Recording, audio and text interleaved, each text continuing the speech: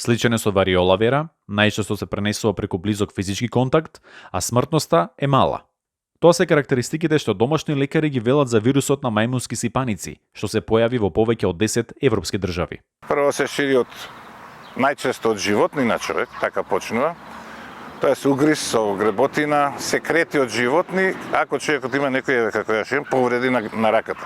Видливи или невидливи, отприлика така се шири и од човек на човек со многу близок контакт, кожа со кожа, секрети со повредена кожа и може и респираторно, меѓутоа има многу близок контакт со тие големи капки, значи не со аеросоли. Не може да се заразите од мајмунски сипаници ако влезете во ресторан.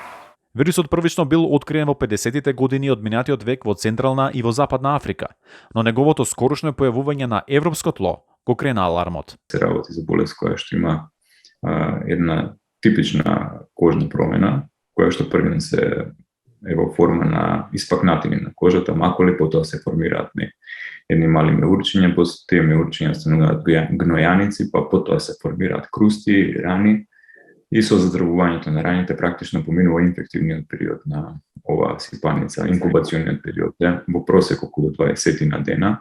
Во 15 на европски земји се регистрирани стотина случаи.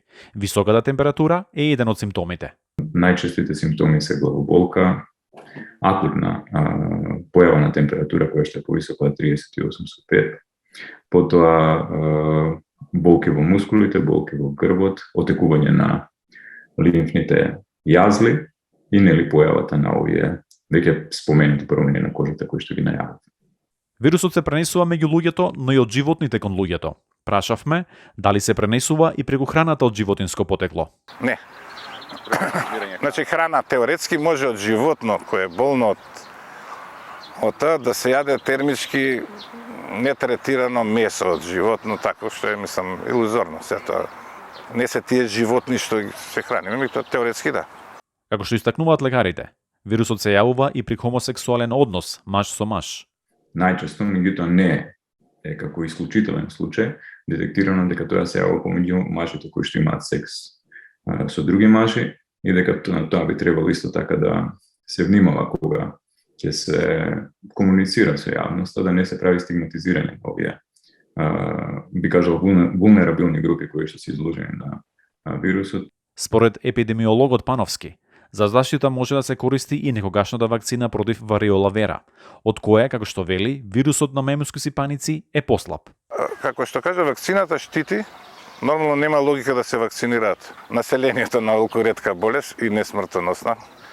Туку може, ако е сигурен контакт, голема опасност дека бил во контакт, тогаш да се даде вакцина против вариола вера и да човекот не добие мајмунски сипаници или да добие полесно. Лекарите нагласуваат дека нема место за паника, но посочуваат на поголема внимателност. За сите тие што би развиле симптоми на мајмунски сипаници или се сомневаат дека биле во контакт со заразено лице, советот е да се јават во здравствените оддели за инфективни заболувања. За Гласот на Америка, Тоше Огњанов.